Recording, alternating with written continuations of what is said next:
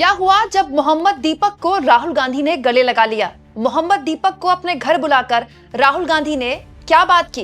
राहुल गांधी से मोहम्मद दीपक की यह मुलाकात पब्लिक के बीच क्या संदेश छोड़कर गई? दोस्तों, आज एक बहुत ही सरप्राइज एलिमेंट देखने को मिला जब मोहम्मद दीपक नाम से मशहूर देश भर में दीपक कुमार नाम के उत्तराखंड के इस शख्स के साथ राहुल गांधी ने दिल्ली में अपने घर में न केवल मुलाकात की, उन्हें गले लगाया और बैठकर वार्तालाप की और देश में मोहब्बत की दुकान खोलने का संदेश दिया। दोस्तों, इस फोटो पर पब्लिक क्या बोली और कैसे मोहम्मद दीपक अब राहुल गांधी स्टाइल निकालने वाले हैं यात्रा, सब कुछ मैं आपको तफसील से बताऊंगी, लेकिन पहले इन फोटोज को देखिए। आज मोहम्मद दीपक राहुल गांधी के घर 10 जनपद गए और वहां उन्होंने मुलाकात की, उनको गले लगाया। राहुल गांधी ने बैठकर बातचीत की और बातचीत की जो फोटोज हैं राहुल गांधी ने शेयर करके लिखा, हर इंसान एक समान, यही है भारतीयता, यही है मोहब्बत की दुकान। उत्तराखंड के भाई मोहम्मद दीपक से मुलाकात एकता और साहस की, ऐसी ही लौ हर भारतीय युवा में जलनी चाहिए। दोस्तों, राहुल गांधी ने मोहम्मद दीपक को मोहम्मद दीपक ही कहा, क्योंकि वैसे तो दीपक का नाम दीपक कुमार है। वैसे तो दोस्तों आप जानते ही होंगे कि दीपक उत्तराखंड के हैं, उत्तराखंड के कोटद्वार के हैं, लेकिन उनका नाम मोहम्मद दीपक कैसे पड़ा? दरअसल उनके ही इलाके में एक मुस्लिम समुदाय के हमारे बुजुर्ग भाई थे, वो दुकान चला रहे थे पिछले कई सालों से, 20 से ऊपर साल हो गए थे उनकी दुकान को। उनकी दुकान का नाम बाबा था। तो वहां पर बजरंग दल के कार्यकर्ता पहुंच गए कहते हुए कि बाबा शब्द हटाओ, अपने नाम पर रखो, जबकि उनकी दुकान के ऊपर उनका नाम भी लिखा हुआ था। जब ये सब कुछ दीपक वहां पर देख रहे थे, जिनका जिम आसपास ही है, वो वहां पहुंच गए। और दोस्तों, इसके बाद मोहम्मद दीपक ने बजरंग दल वालों को अकेले खदेड़ दिया और जब उनसे पूछा गया कि आप कौन हैं, तो उन्होंने कह दिया मैं मोहम्मद दीपक हूं। मतलब अपना नाम उस वक्त तुरंत उन्होंने खुद ही मोहम्मद दीपक रख दिया।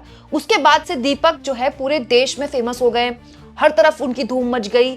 हालांकि इस बीच उनको बहुत विरोध भी झेलना पड़ा। दोस्तों, विरोध इतना हुआ कि बजरंग दल के कार्यकर्ता वहां गाली गलौज करने पहुंच गए।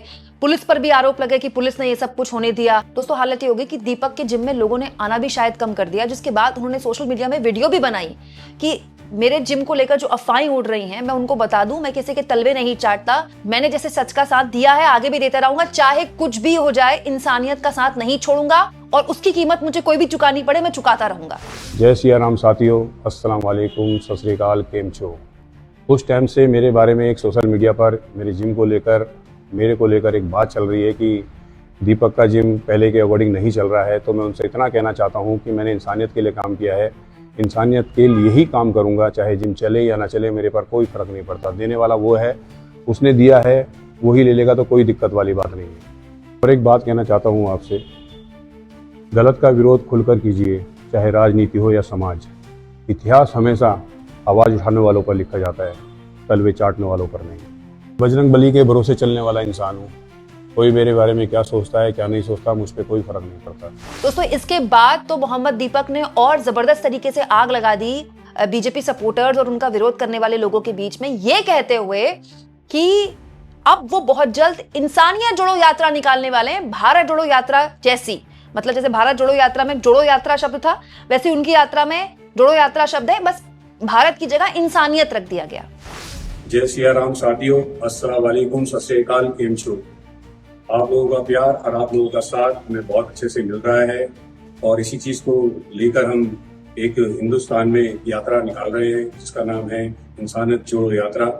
तो हम चाहते हैं कि आप अपनी राय हमें बताइए और कमेंट बॉक्स में आप हमें अपनी राय बताइए कि हमें यात्रा निकालनी चाहिए कि नहीं निकालनी चाहिए। दोस्तों, ये सब कुछ दीपक अपने सोशल मीडिया में ही पोस्ट कर रहे थे और जिस वक्त ये वाकया हुआ था, ये पूरा मामला करीब 1.5-2 महीने पुराना है, उस वक्त दीपक के इंस्टाग्राम में बहुत ही कम फॉलोअर थे।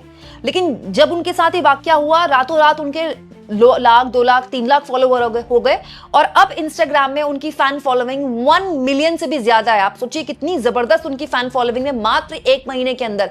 और ये जो राहुल गांधी के साथ उनकी मुलाकात हुई है, इसमें भी दोस्तों कमेंट बॉक्स में जो मैंने कमेंट्स देखे, आप देखिए पब्लिक क्या क्या लिख रही है उनके लिए। अंधभक्त क्राइंग इन कॉर्नर, अंधभक्त कोने में रो रहे हैं, नफरत के बाजार में मोहब्बत की दुकान, नेक्स्ट एमएलए, लोगों ने कह दिया कि दीपक सर जो है नेक्स्ट एमएलए हैं। इसके अलावा एक शख्स ने दोस्तों लिखा है कि राहुल गांधी के लिए कि प्रोटेक्ट दीपक भाई एट एनी कॉस्ट, मतलब मोहम्मद दीपक को किसी भी तरह से प्रोटेक्ट कीजिए, क्योंकि बहुत सारे मोहम्मद दीपक के फॉलोअर है जो इस बात को लेकर डरे हुए हैं कि मोहम्मद दीपक कहीं किसी तरह की मुश्किल में ना फंस जाएं। इसके अलावा पूरा सोशल मीडिया भरा हुआ है दोस्तों, राहुल गांधी को लोग युगों तक याद रखेंगे, kind soul, two legends in one frame. हालांकि ये बात भी सच है दोस्तों कि दीपक को जबरदस्त तरीके से विरोध भी झेलना पड़ रहा है। अभी कुछ दिन पहले मैं उनका बीबीसी में एक इंटरव्यू देख रही थी, तो वो बता रहे थे कि हाँ, सोशल मीडिया में बहुत सपोर्ट मिल रहा है, बहुत प्यार भी मिल रहा है लोगों का, उनके इंस्टाग्राम में फॉलोअर बढ़ गए, लेकिन दिक्कत हो गई है ज़िंदगी में। ज़िंदगी अब उतनी आसान नहीं है।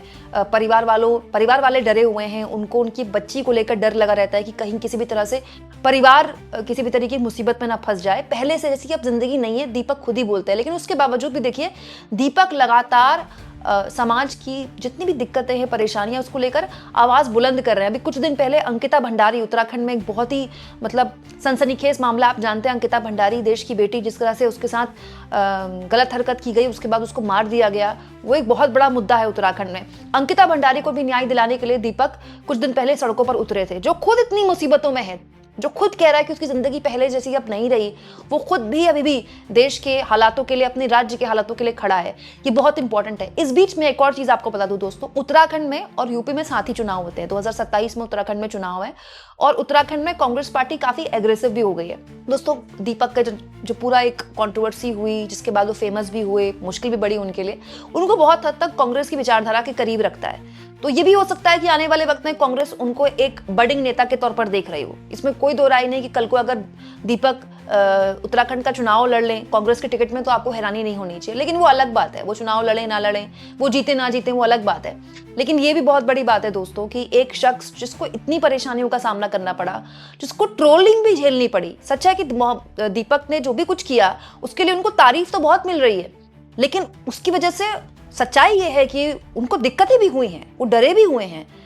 ये क्यों हो रहा है? मतलब कोई व्यक्ति गलत के खिलाफ खड़ा हो रहा है तो उसको डर क्यों लग रहा है?